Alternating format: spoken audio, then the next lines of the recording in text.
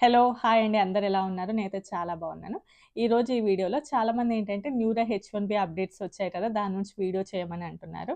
So, నాకు తెలిసిన information అయితే నేను మీతో అయితే షేర్ చేస్తాను. అండ్ ఇంకా చాలామంది ఏంటంటే ఎక్స్‌టెన్షన్ అవుతదా? లేదా? అని చెప్పేసి భయపడుతున్నారు. ఇంకొంతమంది మేము ఎఫ్-1 నుంచి హెచ్-1కి చేంజ్ అవుతూ ఉన్నాము. ఓటీ అవుతదా? లేదా? అనేసి ఎల్-1 వీసా వాళ్ళకేమైనా ప్రాబ్లమ్స్ ఉంటాయా? అని చెప్పేసి అంటే ఈ న్యూరా మారినటువంటి చేంజెస్ వలన ఏమైనా ప్రాబ్లమ్స్ వస్తాయా? అని చెప్పి వాటన్నిటికి గూడా ఈ వీడియోలో అయితే క్లారిటీగా అయితే మీతో అయితే షేర్ చేద్దాం అనుకుంటున్నాను. సో, ఇంకెవరైనా మొదటిసారి మన ఛానెల్‌ని చూస్తున్నట్లయితే తప్పకుండా సబ్స్క్రైబ్ చేసుకొని వీడియోనైతే లైక్ చేయండి. ఎవరికైనా యూజ్ అవుతదనుకుంటే షేర్ చేయండి. అండ్ దీనికంటే ముందు నాకు తెలిసిన ఒక చిన్న అప్డేట్ మా కజిన్స్ వాళ్ళకే. మనకు ఆల్రెడీ తెలుసు కదా! ఈ డ్రాప్ బాక్స్ ఎలిజిబిలిటీ అనేది సెప్టెంబర్ 2 తర్వాత నాన్ ఇమిగ్రెంట్ వీసా వాళ్ళకైతే ఉండదు అని జెప్పేసి.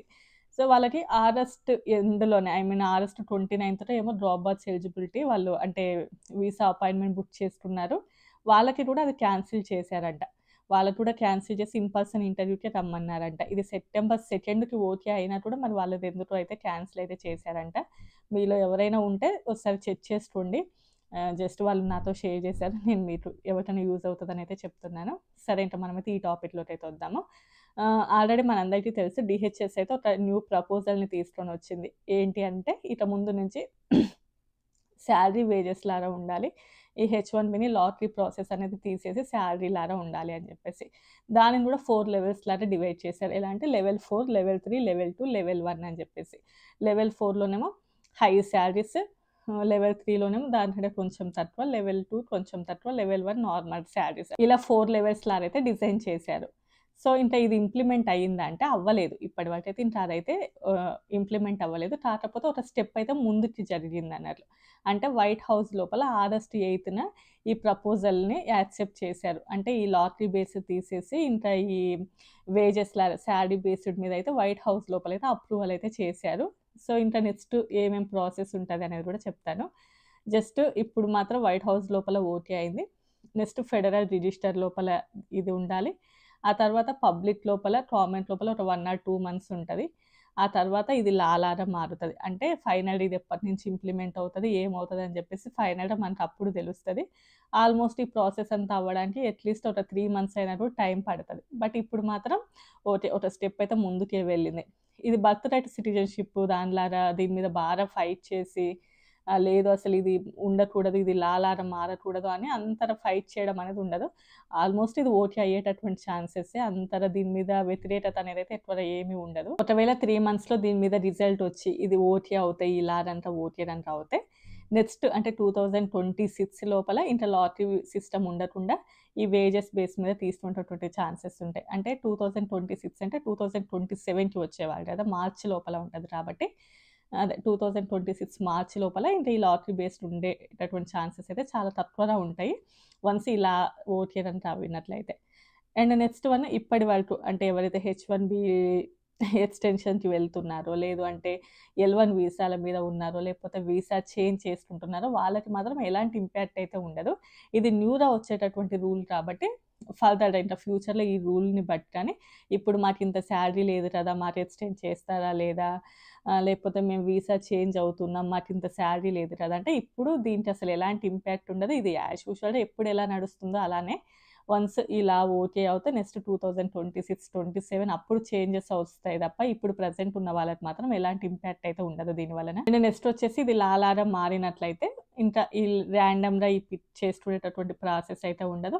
85,000 మెంబర్స్‌ని ఎప్పుడు ఎలా అయితే తీసుకుంటున్నారో 85,000 మెంబర్స్‌ని అయితే తీసుకుంటారు. అందులోపల లెవెల్స్ డిసైడ్ చేస్తారు. లెవెల్ 4లో ఎంతమంది ఉండాలి, లెవెల్ 3, లెవెల్ 2, లెవెల్ 1 అని చెప్పేసి. అందులో ఉన్నటువంటి 85,000 మెంబర్స్ లోపల ఫర్ ఎగ్జాంపుల్ ఒక పర్సన్‌కొచ్చేసి 140 సాలరీ అలా వస్తుంది అని అనుకోండి. నేను యూఎస్ డాలర్స్‌లో చెప్తున్నాను. అండ్ ఇంకో పర్సన్‌కి కూడా సేమ్ సాలరీ వస్తుందనుకోండి. ఆ తర్వాత కంపెనీని బట్టి డిసైడ్ చేస్తారా? లేకపోతే అందులోపలనే మినీ డ్రా లాగా ఏమన్నా వేసుకుంటారా? అనేసి మనకి ఇలా అంతా ఓకే అయినట్టు ఫర్దర్‌గా తెలుస్తది. ఫర్ ఎగ్జాంపుల్ చెప్పాలి అంటే లెవెల్ 4లో ఒక 20,000 మెంబర్స్‌ని తీసుకుందాం అనుకున్నారు. లెవెల్ 3లో ఒక 20, లెవెల్ 2లో ఒక 20 అలా తీసుకుందాం అనుకున్నారనుకోండి. లెవెల్ 1 లోపల హైయెస్ట్ సాలరీ ఉన్నవాళ్ళు ఓన్లీ 15,000 మెంబర్సే ఉన్నారు అనుకుందాం. అక్కడ ఒక 5,000 మిగిలింది. అండ్ నెక్స్ట్ దాంట్లోపల కొంచెం హైయెస్ట్‌గా వచ్చాయనుకోండి అప్లికేషన్స్, అందులోపల కొన్ని మిగులుతాయి గదా! సో, వీటన్నిటిని తర్వాత ఏదైనా ర్యాండమ్‌గా మినీ డ్రా లాగా ఏదైనా పెట్టేసి చేస్తారా? మేబీ నేను అనుకుంటున్నాను. బట్ ఏమవుతదనేది మనకైతే ఫర్దర్‌గా తెలుస్తది. బట్ ప్రెజెంట్ అయితే డిజైన్ చేసిందైతే అలానే ఉంది. కరెంట్ ప్రాసెస్ ఎలా ఉండేదంటే, మనకి ఫస్ట్ యూఎస్ లోపల ఒక ఎంప్లాయర్ అనేది ఉండాలి. ఆ ఎంప్లాయర్ మనకి లాటరీని రిజిస్ట్రేషన్ జేస్తారు. లాటరీలో మనం ఓకే అయినట్లయితే, తర్వాత మనము పిటిషన్ జేసుకుంటాం. ఆ పిటిషన్ ఓకే అయినట్లయితే, యూఎస్‌సిఎస్ మన పిటిషన్ ఓకే చేసినట్లయితే, వీసా ఇంటర్వ్యూకి వెళ్తాం. వీసా ఇంటర్వ్యూ వెళ్ళిన తర్వాత అయితే యూఎస్‌కి అయితే వస్తూ ఉంటాం. ఇప్పటివరకైతే ప్రెజెంట్ ప్రాసెస్ అంతా అలా ఉండేది. ఇంకా ఒకవేళ ఈ లారంతా వచ్చినట్లయితే, అంటే ఈ లాటరీ అనేటటువంటి ప్రాసెస్ తప్ప రిమైనింగ్ అంతా గూడా సేమ్ ఉంటది. అంటే మనము పిటిషన్ అప్రూవ్ చేయాలి యూఎస్‌సిఎస్. ఆ పిటిషన్ అప్రూవ్ చేసిన తర్వాత వీసా ఇంటర్వ్యూకి వెళ్ళాల్సిందుంటది. వీసా ఇంటర్వ్యూకి వెళ్ళేసి రావాల్సిందుంటది. రిమైనింగ్ అంతా సేమ్ గానీ ఓన్లీ లాటరీ బేస్డ్ దగ్గర మాత్రం వేజెస్ ఒస్తాయి అంతే. అండ్ నెక్స్ట్ వన్ వచ్చేసి హెచ్-1బీ లోపల ఇలా లాటరీ ప్రకారమే కాకుండా క్యాప్ ఎక్సెప్షన్‌లో గూడా వచ్చేవాళ్ళు చాలా వరకుంటారు. అంటే వాళ్ళు నాన్ ప్రాఫిట్ ఆర్గనైజేషన్ లోపల కానియండి, లేకపోతే రీసెర్చ్ ఇన్‌స్టిట్యూషన్స్ లోపల వాళ్ళకి మాత్రం ఎలాంటి ప్రాబ్లమ్ ఉండదు. వాళ్ళది యాజ్ యూజువల్‌గానే ఉంటది. వాళ్ళకి ఇదేం పెద్దగా ఇంపాక్ట్ చూపించదు. దీనికి వాళ్ళకి ఏం సంబంధం ఉండదు. అంటే ఈ నాన్ ప్రాఫిట్ ఆర్గనైజేషన్స్ కానియండి, లేకపోతే ఈ రీసెర్చ్ ఇన్‌స్టిట్యూషన్స్ వాళ్ళకి. ఇది ఓన్లీ కూడా ఎవరైతే లాటరీ లోపల నేమ్ వేసుకుంటారో వాళ్ళకి మాత్రమే ఇంప్లిమెంట్ అవుతది తప్ప, రిమైనింగ్ వాటికి క్యాప్ ఎగ్జెంప్షన్ ఉన్న వాటికి మాత్రం ఇదేమి కూడా ఇంప్లిమెంట్ అవ్వదు. ఈ ఎల్-1 వీసా వాళ్ళు ఇవన్నీ కూడా యాజ్ యూజువల్‌గానే నడుస్తాయి. ఓన్లీ కూడా హెచ్-1బీ లోపల ఈ లాటరీకి మాత్రమే ఇది ఇంపాక్ట్ చూపిస్తది. ఇప్పుడు కొత్తగా మారేటటువంటి రూల్ అది కూడా మారిన తర్వాత. అండ్ ఇప్పుడు మీరు అనుకోవచ్చు న్యూయార్క్ లోపల కానియండి, లేకపోతే కాలిఫోర్నియా లోపల అక్కడ ఎక్కువ శాలరీస్ ఉండాలి కదా! నార్మల్ ఏరియా లోపల అంత శాలరీస్ అవసరం లేదు కదా! మరి ఎట్లా చూస్తారు ఈ శాలరీస్ అంటే, మనం కూడా వెయిట్ చేసి చూడాల్సిందే.